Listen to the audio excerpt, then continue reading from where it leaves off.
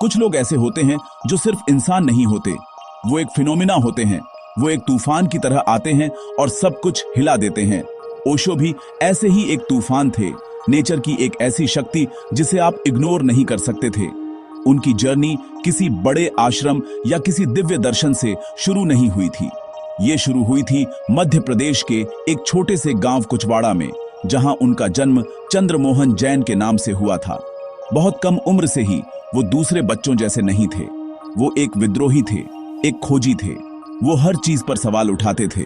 वो किसी भी बात को सिर्फ इसलिए एक्सेप्ट नहीं करते थे क्योंकि किसी ने उनसे कहा था। ये एक सच्चे खोजी की पहली क्वालिटी है, विश्वास न करना बल्कि जानने की कोशिश करना।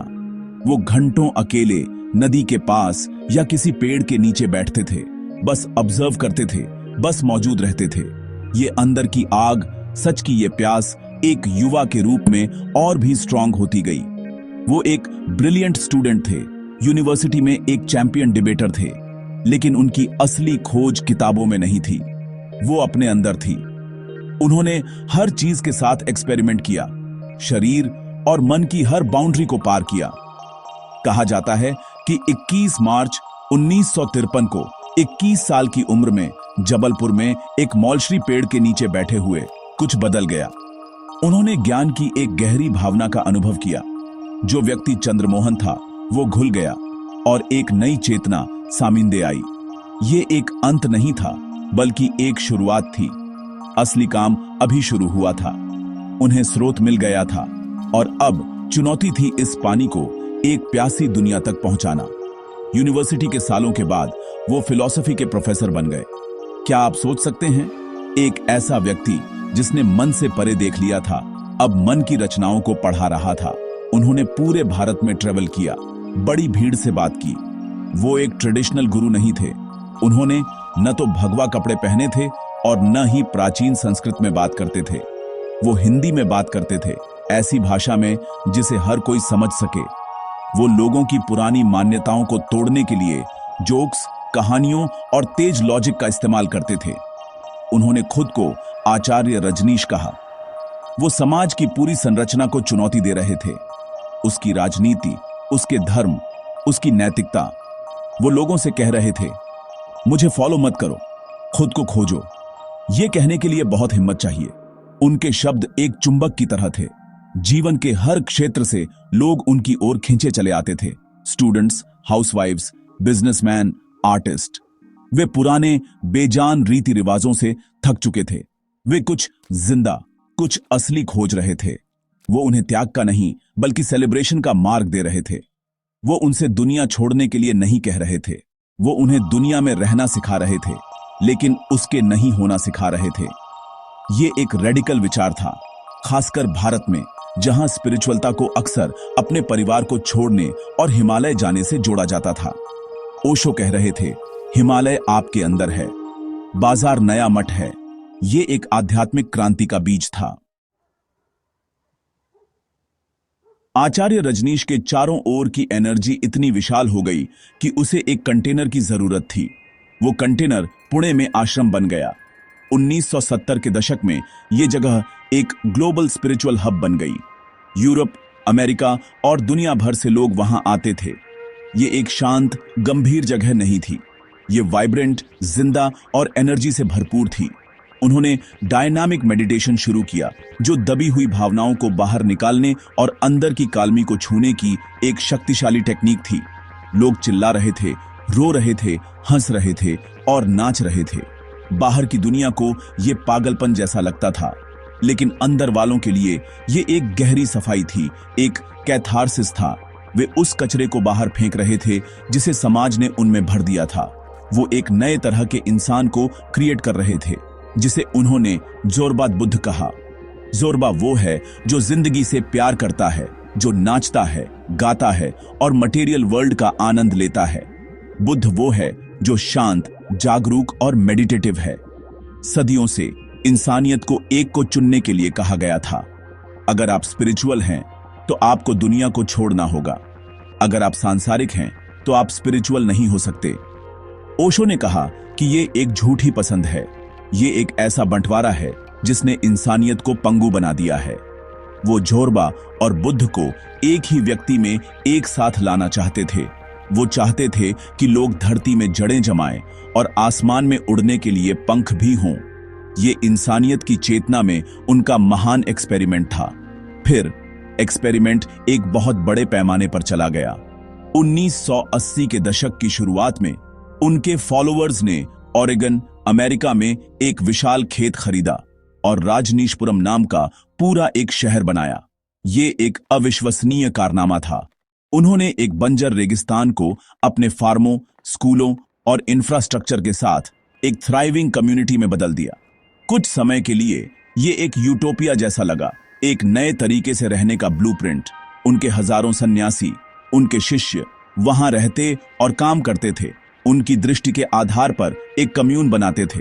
वे सिर्फ एक शहर नहीं बना रहे थे, वे एक नई चेतना बनाने की कोशिश कर रहे थे। एक ऐसी जगह जहां लोग आजादी, प्यार और अवेरता में रह सकें। लेकिन जब आप पुराने तरीकों को सीधे चुनौती देते हैं तो पुराने तरीके वापस लड़ते हैं। ओरेगन में एक्सपेरिमेंट को स्थानीय निवासियों और अमेरिकी सरकार से भारी विरोध का सामिंदा करना पड़ा। पॉलिटिक्स झगड़े, कानूनी लड़ाइयां और बहुत सारी गलतफहमियां थीं। सपना एक बुरे सपने में बदल गया। कम्यून पर कई अपराधों का आरोप लगाया गया और ओशो को खुद गिरफ्तार कर लिया गया और अंततः डिपोर्ट कर दिया गया। राजनीशपुरम शहर को तोड़ दिया गया। ये एक महान विजन का एक दर्दनाक अंत था। कई लोगों ने इसे एक विफलता के रूप में देखा, लेकिन स्पिरिचुअलता में कोई विफलता नहीं होती। हर अनुभव एक सबक है। ओरेगन चैप्टर एक अग्नि परीक्षा थी, एक क्रूसिबल जिसने एक नई दुनिया बनाने की इमेंस पोटेंशियल और बड़े खतरों दोनों को दिखाया। तो ओशो के मैसेज के मूल में क्या था? वो दुनिया को क्या देने की कोशिश कर रहे थे? अगर आपको इसे कुछ आसान चीजों में समेटना हो तो पहली चीज ध्यान होगी। लेकिन मेडिटेशन के बारे में उनका विचार सिर्फ अपनी आंखें बंद करके साइलेंटली बैठना नहीं था। उनके लिए मेडिटेशन अवेयरनेस था। ये आप जो कुछ भी कर रहे हैं उसमें पूरी तरह से मौजूद रहना था। चाहे आप चल रहे हों, खा रहे हों या काम कर रहे हों, इसे पूरे ध्यान से करें। उन्होंने कहा कि समस्या ये है कि हम रोबोट की तरह ऑटो पायलट पर जीते हैं। हमारा शरीर यहाँ है, लेकिन हमारा मन कहीं और है, अतीत में या भविष्य में। मेडिटेशन बस अपने मन को वर्तमान क्षण में वापस लाने की कला है। उन्होंने 100 से ज्यादा मेडिटेशन टेक्निक बनाई क्योंकि वो जानते थे कि अलग अलग लोगों को अलग अलग तरीकों की जरूरत होती है। मॉडर्न मन के लिए जो इतना बेचैन और स्ट्रेस से भरा है, उन्होंने डायनामिक और कुंडलिनी जैसी एक्टिव मेडिटेशन बनाई। ये टेक्निक शरीर और मन से स्ट्रेस को दूर करने के लिए तीव्र शारीरिक गतिविधि, सांस और आवाज का उपयोग करती है ताकि काल्मी अपने आप आ सके। आप काल्मी को जबरदस्ती नहीं ला सकते, आप इसे खिलने के लिए सही कंडीशंस ही बना सकते हैं। उनका मौलिक पॉइंट ये था, मेडिटेशन वो नहीं है जो आप दिन में 1 घंटे करते हैं। ये एक क्वालिटी है जिसे आप अपने जीवन के हर पल में लाते हैं। ये बिना किसी जजमेंट के अपने विचारों को देखने की कला है। दूसरी कुंजी प्रेम थी, लेकिन फिर से प्यार की उनकी परिभाषा रेवोल्यूशनकारी थी। उन्होंने कहा कि जिसे हम आमतौर पर प्यार कहते हैं वो असल में प्यार नहीं है। ये अटैचमेंट, पजेशन, ईर्ष्या और एक तरह का सौदा है। मैं तुमसे प्यार करूंगा अगर तुम मुझसे प्यार करोगे।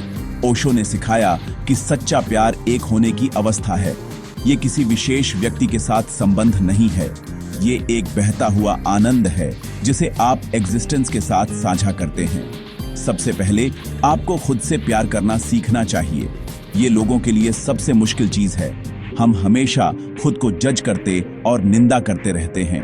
उन्होंने कहा, खुद को वैसे ही स्वीकार करें जैसे आप हैं, अपनी सभी इम्परफेक्शंस के साथ।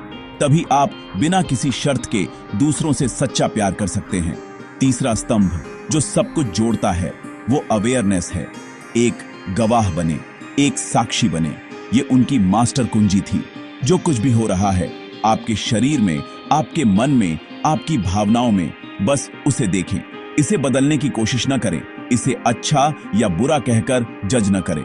बस इसे ऑब्जर्व करें, जैसे आप कोई मूवी देख रहे हों। जब कोई उदास विचार आता है तो उसे देखें, जब कोई खुश विचार आता है तो उसे देखें। जब आप देखने वाले बन जाते हैं तो आप मन के नाटक से और जुड़े नहीं रहते। एक दूरी बन जाती है। इस दूरी में आप अपना सच्चा नेचर पाते हैं, शांत, पीसपूर्ण केंद्र जो हमेशा वहां होता है, पेरिफेरी के कैओस से अछूता। देखने का ये सरल कार्य ही पूरी आध्यात्मिक यात्रा की शुरुआत और अंत है। संयुक्त राज्य अमेरिका छोड़ने के लिए मजबूर होने के बाद ओशो ने एक वर्ल्ड यात्रा शुरू की, लेकिन कई देशों ने उन्हें एंट्री देने से मांडा कर दिया। ये स्थापित शक्तियों की ओर से एक स्पष्ट संदेश था, ये आदमी हमारे सिस्टम के लिए खतरनाक है। वो अंततः पुणे लौट आए, उसी आश्रम में जिसे अब ओशो कम्यून इंटरनेशनल के नाम से जाना जाता था। अमेरिकी हिरासत में उनके समय के दौरान उनके स्वास्थ्य को गंभीर रूप से नुकसान पहुंचा था। उन्होंने दावा किया कि अधिकारियों द्वारा उन्हें थैलियम, एक धीमी गति से काम करने वाले जहर से जहर दिया गया था। उनका शरीर कमजोर था, लेकिन उनकी आत्मा उतनी ही तेज थी।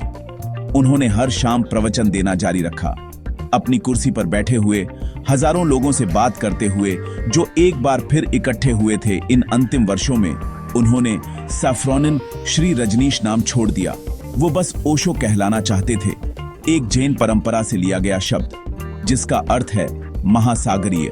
ये एग्जिस्टेंस की विशालता में उनके घुलने का प्रतीक था। उनकी बातें नरम हो गईं, जैन और आंतरिक दुनिया पर ज्यादा सेंट्रित हो गईं। जिस रेवोल्यूशनकारी ने समाज की फाउंडेशन हिला दी थी, वो अब एक शांत रहस्यवादी था, अपने लोगों को परम काल्मी की ओर गाइड कर रहा था। 19 जनवरी 1990 को उन्होंने अपना शरीर छोड़ दिया। उनके समाधि लेख में लिखा है, ओशो कभी जन्म नहीं लिया, कभी मरे नहीं, सिर्फ 11 दिसंबर 1931 और 19 जनवरी 1990 के बीच इस ग्रह पृथ्वी पर आए। ये खुद चेतना की प्रकृति के बारे में एक गहरा शिक्षण है। आज ओशो की विरासत क्या है? ये जटिल और बहुआयामी है उनके आलोचकों के लिए। वो एक विवादास्पद व्यक्ति बने हुए हैं, एक सेक्स गुरु जिसने एक कल्ट का नेतृत्व किया और हर पवित्र संस्था को चुनौती दी। वे रोल्स रॉयस, घोटालों और केओस पर ध्यान सेंटरित करते हैं, लेकिन दुनिया भर के लाखों साधकों के लिए वो कुछ और ही हैं। वो मास्टर हैं जिन्होंने उन्हें उनकी नींद से जगाया। उन्होंने उन्हें परिवर्तन के लिए प्रैक्टिकल टूल्स दिए। उन्होंने स्पिरिचुअलता को सुलभ, आधुनिक और ब्लिसमय बनाया। उन्होंने ईस्ट के प्राचीन ज्ञान को, बुद्ध, पतंजलि, तंत्र मास्टर्स के ज्ञान को और 21वीं सदी के मन के लिए फिर से पैकेज किया। भारत में उनका इन्फ्लुएंस निर्विवाद है।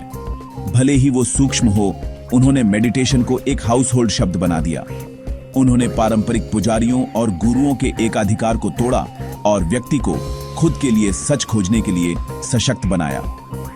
पुणे में ओशो इंटरनेशनल मेडिटेशन रिजॉर्ट दुनिया भर से हजारों विजिटर्स को आकर्षित करता रहता है। उनकी दृष्टि के लिए एक जीवित प्रयोगशाला। उनकी किताबें 60 से ज्यादा भाषाओं में ट्रांसलेट की गई हैं। अशरामों या किताबों से ज्यादा उनकी असली विरासत उन लोगों के दिलों में रहती है जिन्हें उन्होंने छुआ। वो एक बिजली का बोल्ट थे जिसने एक पल के लिए आसमान को रोशन किया और उसके जाने के बाद भी इल्यूमिनेटेड इंसानियत की चेतना में गूंजती रहती है।